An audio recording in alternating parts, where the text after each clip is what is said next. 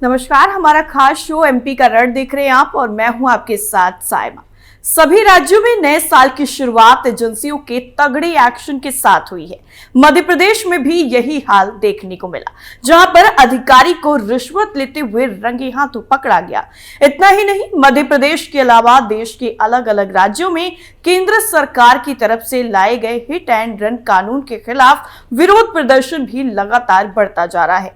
वहीं सियासत से जुड़ी और ज्योतिरादित्य सिंधिया से जुड़ी एक खबर सामने आई, जिसने चर्चाओं का बाजार गर्म कर दिया। तो क्या कुछ है पूरा मामला, सब कुछ आपको हमारे खास शो में बताते हैं। सबसे पहले आपको बताते हैं कि कैसे रिश्वतखोर अफसर रंगे हाथों दबोचा गया।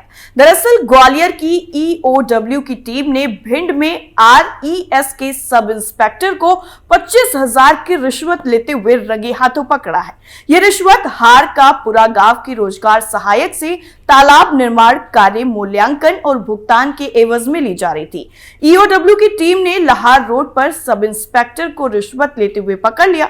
दरअसल भिंड जिले की ग्राम पंचायत द्वार के गांव हार का पुरा निवासी संजीव कुमार सिंह गुर्जर ने ग्वालियर ईओडब्ल्यू को इस बात की शिकायत की थी कि ग्रामीण यांत्रिकी सेवा के उपयंत्री दीपक गर्ग उनसे तालाब निर्माण कार्य का भुगतान करवाने के एवज में रिश्वत मांग रहे हैं। इस बात की शिकायत मिलने पर ईओडब्ल्यू की टीम ने रिश्वतखोर उपयंत्री को पकड़ने की योजना बनाई।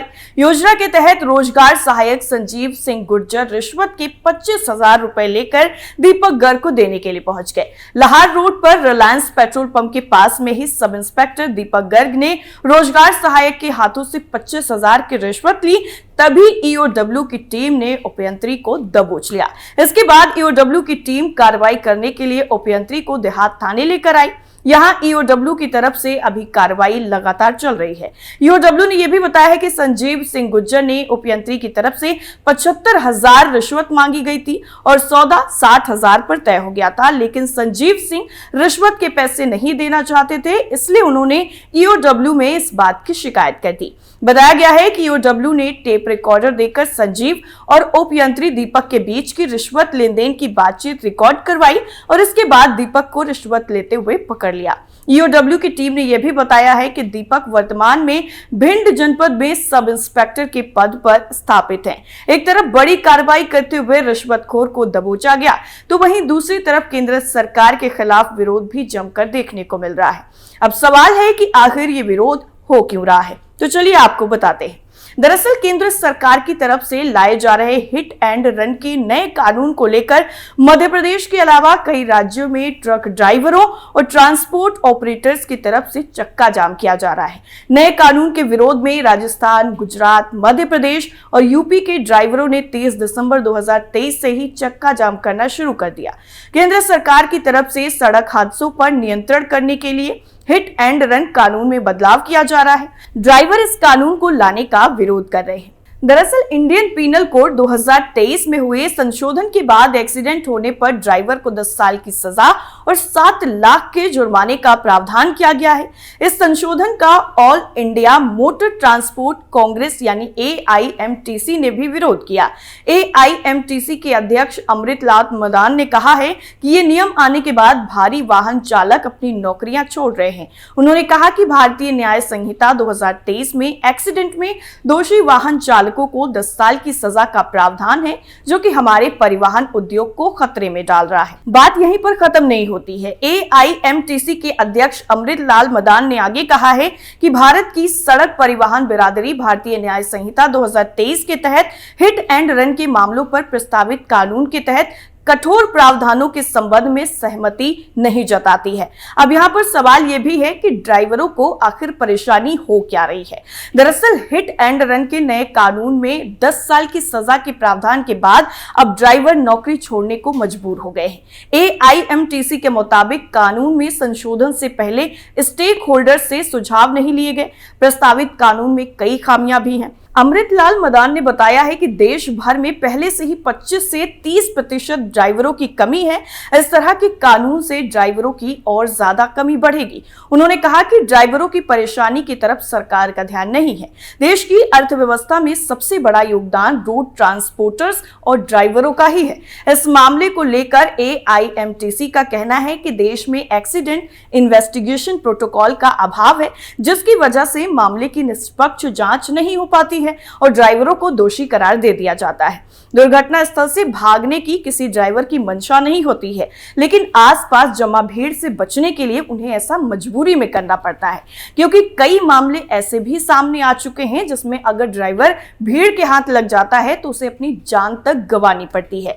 AIMTC मध्य प्रदेश शाखा के प्रमुख राकेश तिवारी ने बताया है कि उन्होंने राष्ट्रीय स्तर के निकाय को अपना समर्थन दिया है। देश में लगभग 95 लाख ट्रकों में राज्य में लगभग 5 लाख ट्रक हैं जो करोड़ों लोगों के लिए रोजगार पैदा करते हैं। इस तरह एक तरफा और बिना सोचे समझे प्रावधान उन्हें हतोत्साहित यानी नाखुश करते हैं। उन्होंने कहा है कि AIMTC अगले एक सप्ताह में देश भर में नए प्रावधान के खिलाफ विरोध प्रदर्शन की अपने आगे की रणनीति भी तय करेगी। अब आपको यहाँ पर यह भी जानना बेहद ही जरूरी है कि पहले कानून क्या था और अब संशोधन क्या होगा।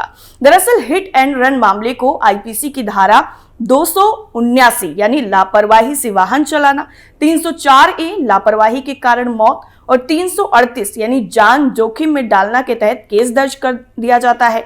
इसमें 2 साल की सजा का प्रावधान है। विशेष यानी जो स्पेशल केस होता है उसमें IPC की धारा 302 भी जोड़ दी जाती है।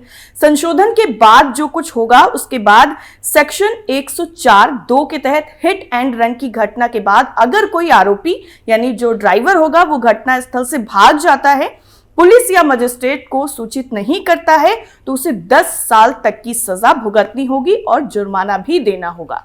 एक तरफ जहां ड्राइवरों का विरोध प्रदर्शन चल रहा है, तो वहीं इसी बीच में ज्योतिरादित्य सिंधिया की तरफ से एक फैसले ने उनको चर्चाओं में ला दिया। दरअसल केंद्रीय मंत्री ज्योतिरादित्य सिंधिया का 1 जनवरी को 53वां जन्मदिन है, लेकिन गुना में हुए भीषण सड़क हादसे के चलते उन्होंने इस बार अपना जन्मदिन नहीं मनाने का फैसला किया। इसके साथ ही सिंधिया ने अपने समर्थकों से भी अपील की कि वो उनको जन्मदिन की शुभकामनाएं देने के लिए 1 जनवरी को दिल्ली न आए। दरअसल आपको बता दें कि गुना में हाल ही में डंपर और बस की भिड़ंत के बाद भीषण हादसा हो गया था। इसी को देखते हुए सिंधिया ने ये बड़ा फैसला किया, जिसकी तारीफ चारों तरफ हो रही है। इतना ही नहीं, मध्य प्रदेश बीजेपी में अंतरकलह की खबरें भी अब सामने आने लग गई हैं। दरअसल मध्य प्रदेश भाजपा में पहली बार ऐसा हो रहा है कि कलह की खबर आई है। देवालपुर में भाजपा समर्थकों ने कैलाश विजयवर्गीय का पुतला फूंक दिया। समर्थकों का कहना था कि 2 दिन पहले इंदौर भाजपा कार्यालय पर विधायकों का सम्मेलन था। इस सम्मेलन में सभी विधायक मौजूद थे। इस सम्मेलन में कैलाश विजयवर्गीय ने तंज कसा था, जो भाजपा कार्यकर्ताओं को बिल्कुल नागवार गुजरा। विजयवर्गीय ने तंज कसते हुए कहा था कि इस चुनाव में मनोज पटेल जैसे विधायक भी जीत गए। इस बयान पर सभी विधायकों ने ताली बजाकर मजाक भी उड़ाया था। ये बात देवालपुर के विधायक मनोज पटेल के समर्थकों को काफी ज्यादा चुभ गई है। समर्थकों का कहना था कि 2 दिन पहले इंदौर भाजपा कार्यालय पर विधायकों का सम्मेलन था, जहां पर पार्टी के सभी विधायक मौजूद थे। इस सम्मेलन में कैलाश विजयवर्गीय ने विशाल पटेल के लिए कहा था कि इस चुनाव में मनोज पटेल जैसे विधायक भी जीत गए। विजयवर्गीय के इस बयान पर सभी विधायकों ने जिस तरीके से उत्साह बढ़ाया और मजाक उड़ाया, इस बयान को लेकर देवालपुर में गौतमपुरा के गांधीपुर नगर चौक में कैलाश विजयवर्गीय का पुतला फूंक दिया गया। इस पुतला दहन कार्यक्रम में मनोज पटेल के समर्थक 200 की संख्या में मौजूद थे। पुतला दहन कार्यक्रम मनोज पटेल के समर्थक राजू जाट की अगुवाई में आयोजित किया गया। इस घटना को लेकर विधायक मनोज पटेल ने कुछ नहीं बोला, लेकिन उनके समर्थकों ने बताया है कि समूचे देवालपुर यानी पूरे देवालपुर में विधानसभा क्षेत्र में कैलाश विजयवर्गीय के इस बयान को लेकर भाजपा समर्थकों में काफी ज्यादा आक्रोश है। पुतला दहन का ये वीडियो भी अब तेजी से सोशल मीडिया पर वायरल हो रहा है। इस पूरे प्रकरण पर कैलाश विजयवर्गीय का बयान भी अभी तक सामने नहीं आया। आपको बता दें कि बीते विधानसभा चुनाव में देवालपुर सीट पर त्रिकोणीय मुकाबला देखने को मिला था। पिछले चुनाव में सीट पर कांग्रेस के विशाल पटेल ने मनोज पटेल को शिकस्त दी थी। इस बार भाजपा ने देवालपुर विधानसभा सीट से मनोज पटेल को ही उतारा था। भाजपा समर्थक राजेंद्र चौधरी टिकट नहीं मिलने की वजह से निर्दलीय प्रत्याशी के तौर पर चुनाव में उतरे थे।